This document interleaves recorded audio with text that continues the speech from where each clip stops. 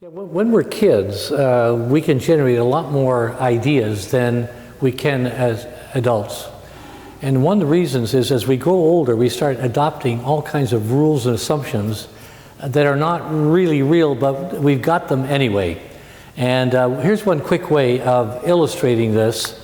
And what I do sometimes is ask people to look at this symbol and ask them to find a way to add one line to make 6. And that becomes the object. And so I let people go ahead, and then I started asking them to share their ideas. And one of the ideas that people come up with is putting an S in front to make the word 6.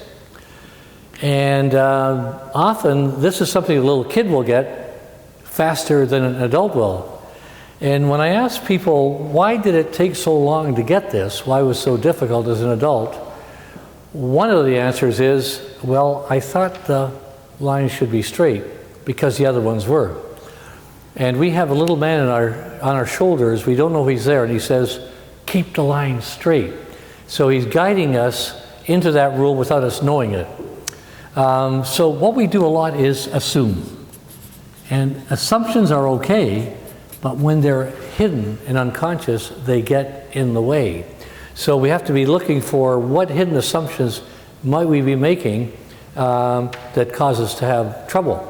Now another answer, see, a little kid would look at this as an unfinished word and just put the S in because they're not bound by the rules we've got. Another answer is somebody says, I just put a 6 over there because I looked at the X as a multiplication sign. Another thing that we do a lot is we quit after one. A lot of people will get one answer and quit.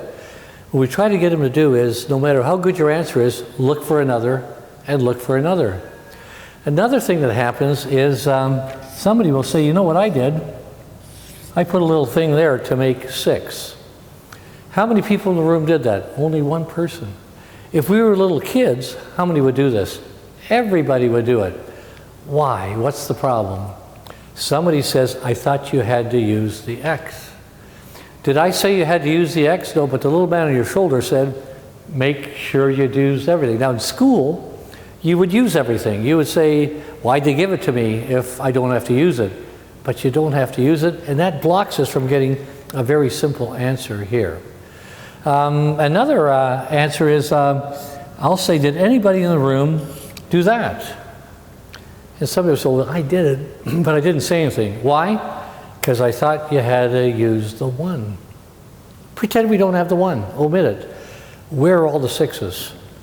Well, there's 6 angles. There are 6 lines meeting in the middle. There's points, 6 points all around. There are Roman numerals. Here's V, I. Another V, I, around we go. But we're never going to get there because we're blocked by that thing over there. So you never have to use everything in real life.